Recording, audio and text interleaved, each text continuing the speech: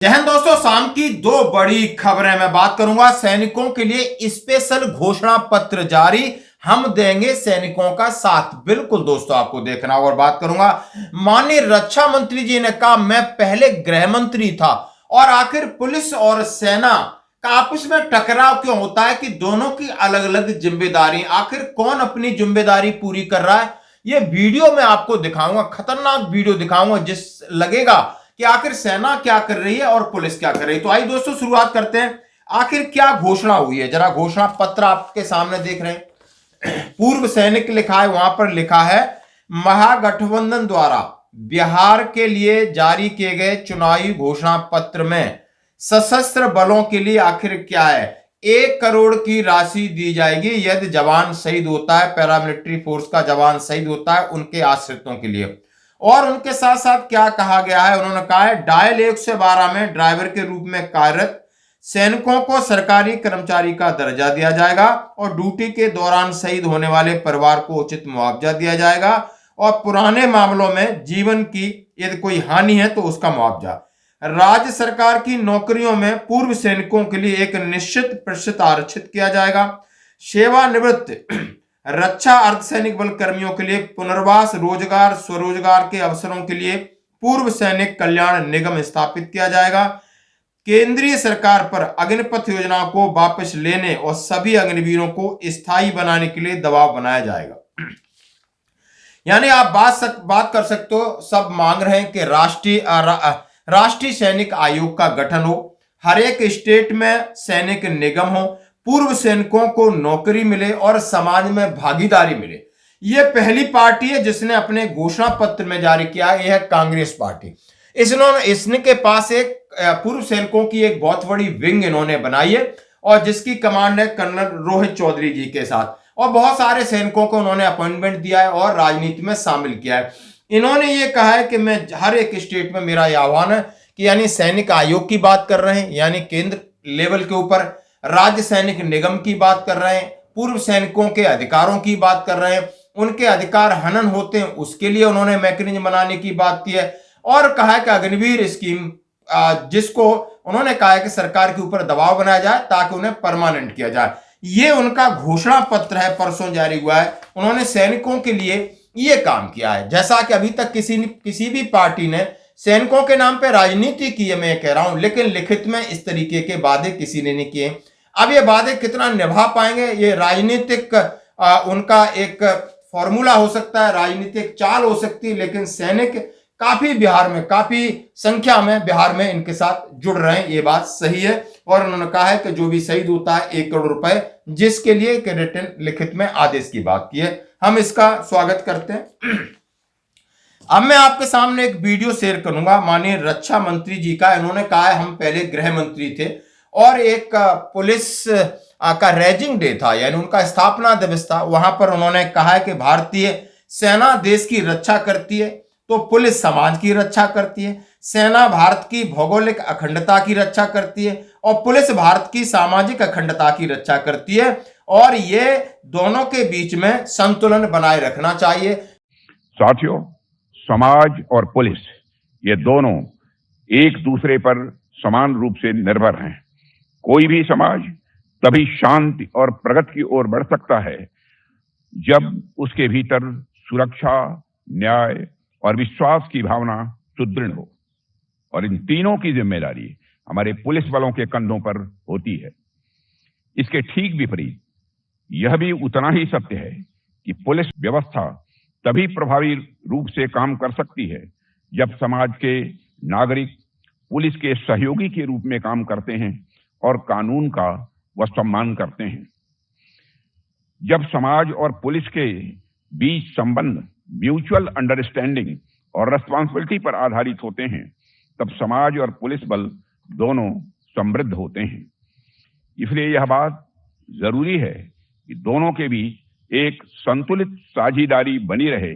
जहां पुलिस संरक्षक की भूमिका निभाए, वहीं समाज उत्तरदायी नागरिक के रूप में अपनी भूमिका निभाए ताकि सुरक्षा व्यवस्था और मुस्तैद हो सके। साथियों, जब सुरक्षा की बात आती है तो किसी भी देश की सुरक्षा में दो कंपोनेंट्स देखने को मिलते हैं, एक्सटर्नल सिक्योरिटी और इंटरनल सिक्योरिटी। जहां तक एक्सटर्नल सिक्योरिटी की बात है तो उसके लिए हमारी सेनाएं मौजूद हैं, हमारे कोस्ट गार्ड्स मौजूद हैं, लेकिन इंटरनल सिक्योरिटी को कई एजेंसीज के साथ मिलकर हमारे पुलिस के जवान ही यह सुनिश्चित करते हैं। अगर सेना देश की रक्षा करती है तो पुलिस समाज की रक्षा करती है। सेना भारत की भौगोलिक अखंडता की रक्षा करती है तो पुलिस भारत की सामाजिक अखंडता की रक्षा करती है। साथियों, मैं स्वयं गृह मंत्री रह चुका हूं।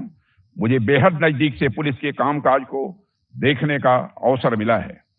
इसके अलावा रक्षा मंत्री के रूप में मुझे सेना के कामकाज को भी नजदीक से देखने का अवसर मिल रहा है।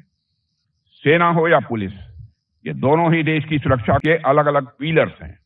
इसलिए मेरा यह मानना है कि दुश्मन कोई भी हो, चाहे सीमा पार से आए या हमारे बीच छिपा हो, जो भी व्यक्ति भारत की सुरक्षा के लिए खड़ा है वह एक ही आत्मा का प्रतिनिधि है। सेना और पुलिस में बस मंच अलग हैं, लेकिन इनका मिशन एक ही है, राष्ट्र की सुरक्षा। पुलिस और समाज के बीच में संतुलन हो, पुलिस और सेना के बीच में संतुलन हो, और कहीं कहीं पुलिस और सेना मिलकर के भी काम करती है। बिल्कुल काम करते हैं, और इनका ये वीडियो आप देख सकते हो।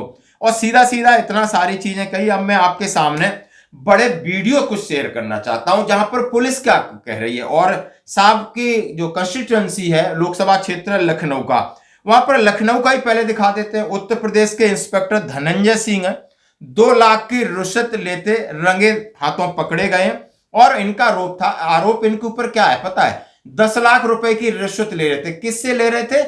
जिनके खिलाफ गैंगरेप का केस है, यानी जो बलात्कारी हैं उनको बचाने के लिए 10 लाख रुपए की डील हुई, और 2 लाख रुपए का एडवांस उन्होंने ले लिया और वहां पर पकड़े गए। तो ये है मिस्टर धनंजय सिंह, 3 स्टार वाले महानुभाव। और बिल्कुल माननीय रक्षा मंत्री जी ने कहा उनकी उम्मीदों पर पूरा खरे उतरे, ये समाज को संतुलन बिठाते हैं। इसी तरह इनका संतुलन है कि यानी आपने गलत किया है, पैसा दे दो, हम सही कर देंगे। तो संतुलन का पहले काम समाज का ये कर दिया। दूसरा संतुलन, लखनऊ से थोड़ा और इधर आ जाते हैं, 100-150 किलोमीटर कानपुर में।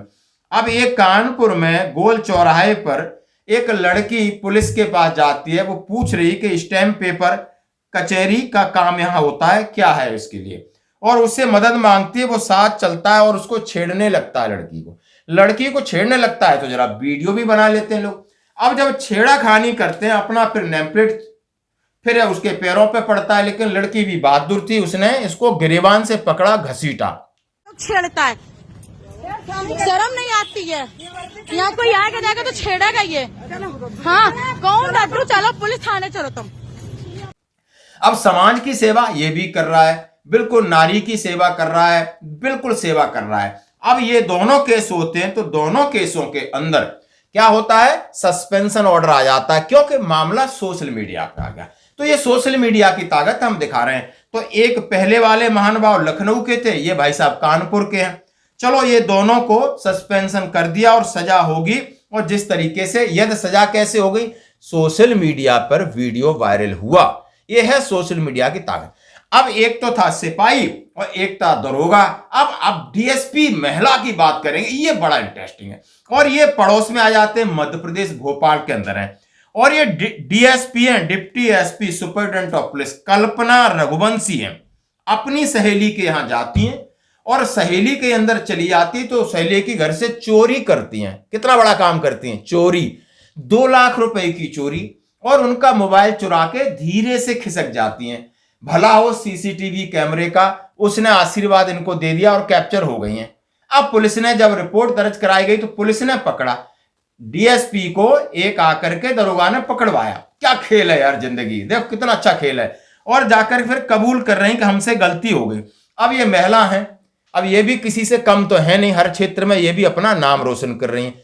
तो ये भी एक समाज के साथ बैलेंस कर रही हैं। यानी एक बलात्कार कर रहा है, एक रिश्वत है, एक चोरी है, एक कांस्टेबल है, एक दरोगा है, एक अधिकारी है। अब आप बताइए माननीय राजनाथ सिंह जी, और लगभग आप गृह मंत्री थे, अमित शाह जी भी गृह मंत्री, डर नाम की कोई चीज है? बिल्डोजर भी चलता है, प्रचार भी होता है, माफिया थर थर थर थर थर थर कांपते भी हैं। कौन से माफिया जो कांपते हैं? ये आपके नाक के नीचे, ये तो आपका बिल्कुल भी डर नहीं। इसका मतलब आप क्या, मेरा आपसे सवाल है, क्या 10 साल लगभग योगी जी का राज रहा, क्या पुलिस भी डर नहीं रही इन सब चीजों से? तो आम आदमी बाकी लूट खसोट किस तरह होती होगी? प्लीज प्रतिक्रिया जरूर दें। धन्यवाद।